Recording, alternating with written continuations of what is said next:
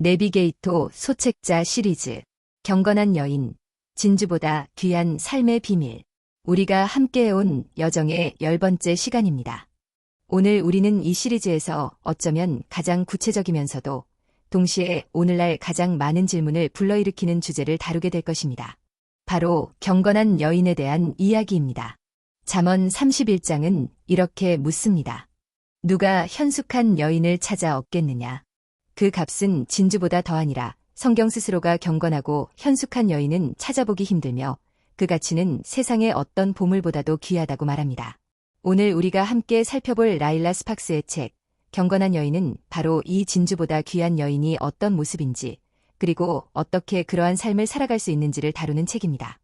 저자인 라일라 스팍스는 내비게이토 선교사였던 남편과 함께 평생을 사역하며 이 책에 담긴 원리들을 자신의 삶으로 직접 살아내고자 애썼던 인물입니다. 강의를 시작하기에 앞서 한 가지 중요한 점을 먼저 짚고 넘어가고 싶습니다. 성경이 말하는 남성과 여성의 역할에 대해 신실한 그리스도인들 사이에서도 다양한 신학적 견해가 존재합니다. 어떤 이들은 남성과 여성이 각기 다른 보완적인 역할을 가지고 있다고 보는 상보주의적 관점을 가집니다. 다른 이들은 가정과 교회 안에서 동등한 역할을 감당해야 한다고 보는 평등주의적 관점을 가집니다. 오늘 우리가 다룰 이 책은 분명하게 상보주의적 관점에서 쓰여 있습니다.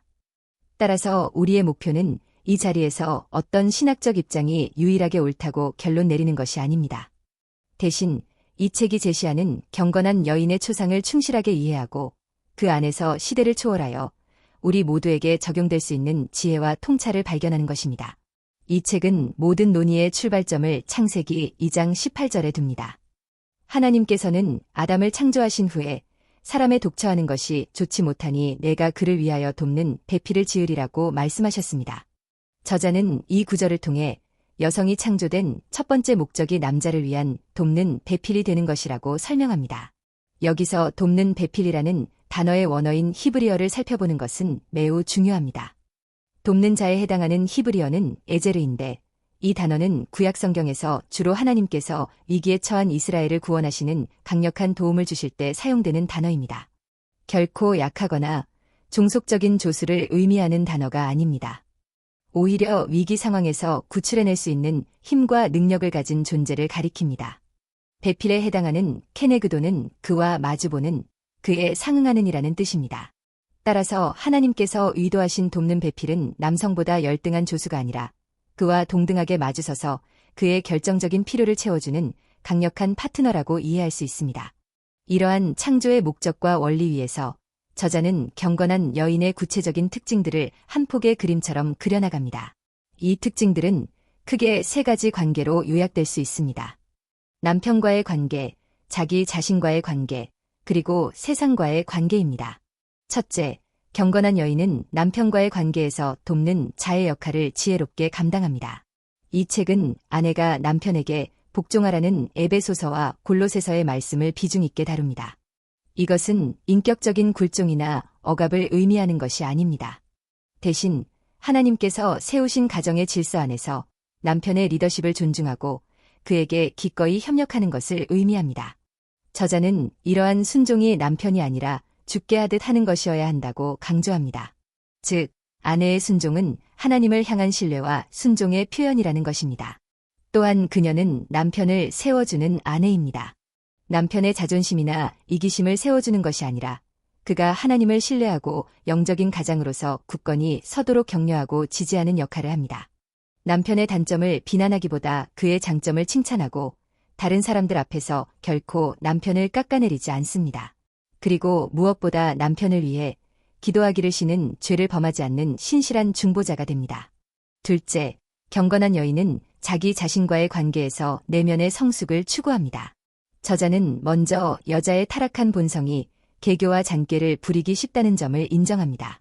그러나 경건한 여인은 이러한 본성을 십자가에 못 박고 그리스도의 성품으로 옷 입기를 힘씁니다. 베드로전서 3장은 경건한 여인의 단장이 머리를 꾸미고 금을 차는 외적인 것에 있지 않고 오직 온유하고 정숙한 마음이라는 내적인 것에 있다고 말합니다. 여기서 온유하고 정숙한 마음이란 핏기 없는 연약한 소녀의 모습이 아니라 어떤 상황에서도 요동하지 않는 내면의 평온함과 가르침을 받으려는 겸손한 태도를 의미합니다. 또한 그녀는 분별 있는 아내로서 자신의 혀를 다스릴 줄 압니다. 잠언 31장 26절은 현숙한 여인에 대해 입을 열어 지혜를 베풀며 그의 혀로 인애의 법을 말한다고 묘사합니다. 그녀는 대답할 말을 깊이 생각하고 때에 맞는 말로 기쁨을 주는 지혜를 가졌습니다. 그리고 억울한 오해를 받거나 비난을 받을 때 자기를 변명하고 정당화하기보다 잠잠히 하나님께 모든 상황을 맡기는 법을 배웁니다. 이것은 예수님께서 고난 받으실 때 위협하지 아니하시고 오직 공의로 심판하시는 이에게 자신을 부탁하셨던 그 모습을 따르는 것입니다. 마지막으로 경건한 여인은 세상과의 관계에서 선한 영향력을 미칩니다. 그녀는 손님 대접하기를 힘쓰는 사람입니다. 그녀의 가정은 닫힌 성이 아니라 다른 이들을 섬기고 필요를 채우는 사역의 중심지가 됩니다. 여기서 우리는 잠언 31장에 나오는 현숙한 여인의 모습을 다시 한번 주목할 필요가 있습니다. 그녀는 결코 집안에만 갇혀있는 수동적인 여인이 아닙니다. 그녀는 밭을 살펴보고 매입하며 자신의 손으로 포도원을 일굽니다. 밤늦게까지 일하여 가족들을 입히고 상인처럼 먼 데서 양식을 구해오며 가난한 자들에게 손을 펴니다. 그녀는 유능한 경영자이자 부지런한 생산자이며 지혜로운 교사이고 자비로운 구제자였습니다. 이처럼 경건한 여인은 자신의 재능과 능력을 사용하여 가정과 공동체를 풍요롭게 만드는 강하고 유능한 존재입니다. 이 모든 특징들의 궁극적인 목적은 무엇일까요? 디도서 2장 5절은 젊은 아내들이 남편을 사랑하고 순종해야 하는 이유를 이는 하나님의 말씀이 해방을 받지 않게 하려 함이니라고 설명합니다. 즉, 경건한 아내의 삶은 그 자체로 기독교 신앙의 진실성을 증명하는 살아있는 간증이 된다는 것입니다. 그녀의 삶이 너무나 아름답고 지혜롭기에 사람들이 그녀가 믿는 하나님에 대해 궁금해하게 만드는 것입니다. 이 책의 마지막 부분에서 저자는 한 아내로서 겪는 가장 큰 시험은 남편을 하나님께 온전히 돌려드리는 것이라고 고백합니다. 남편을 자신의 소유물로 여기지 않고 하나님의 사람으로 인정하여 하나님께서 그를 부르시는 곳으로 기꺼이 보내고 그분의 일을 하도록 내어드리는 것입니다. 이것은 아내의 가장 큰 희생처럼 보이지만 저자는 그때 비로소 남편이 온전히 나의 남편이 되는 역설적인 축복을 경험하게 된다고 말합니다. 결론적으로 이 책이 그리는 경건한 여인은 수동적이거나 의존적인 인물이 아닙니다. 그녀는 창조의 목적을 깊이 이해하고 하나님이 주신 여성성을 기쁘게 받아들이며 가정과 공동체 안에서 에제르 케네그도 즉 강력하고 지혜로운 파트너로서의 역할을 감당하는 사람입니다. 그녀는 남편에게는 존경과 격려를, 자녀에게는 지혜와 사랑을, 이웃에게는 선함과 자비를 베풀며 이 모든 삶을 통해 결국 하나님의 이름을 높이고 그분께 영광을 돌리는 사람입니다.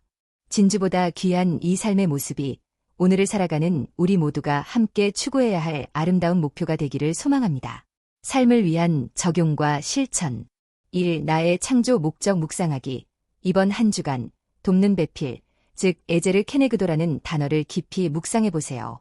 하나님께서 나를 누군가의 삶에 강력하고 지혜로운 파트너로 부르셨다는 사실을 생각하며 현재 내가 속한 가정, 교회, 직장, 학교에서 구체적으로 누구를 어떻게 도울 수 있을지 한 가지를 찾아 실천해보세요.